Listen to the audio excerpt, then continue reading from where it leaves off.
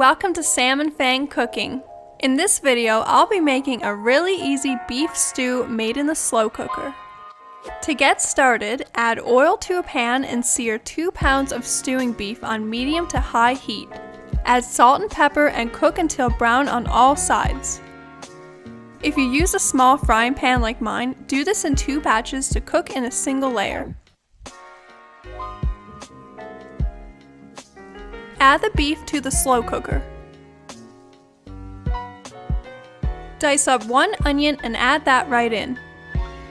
Peel and dice up 3 potatoes,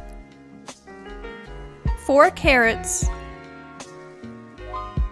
1 celery stalk, and a cup of mushrooms. The mushrooms and peas are optional in this recipe.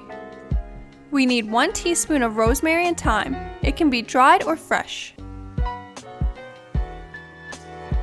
Chop up 3 garlic cloves and add that along with 2 tablespoons of tomato paste, 1 teaspoon of paprika, 1 teaspoon of summer savory, and 3 bay leaves. Add 4 cups of beef stock and give everything a good stir.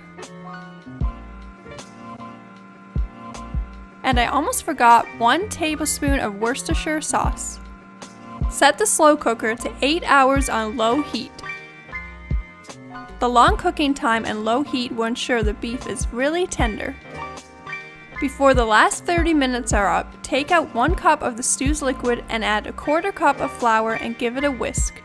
This is what will thicken our gravy. You can always add less or more flour depending on your preferred thickness. Add it back into the slow cooker along with 1/2 cup of peas. Give it a stir and put the lid back on and finish cooking. Taste it to see if it needs more salt. And that's it! Serve on its own or with a side of bread or rice.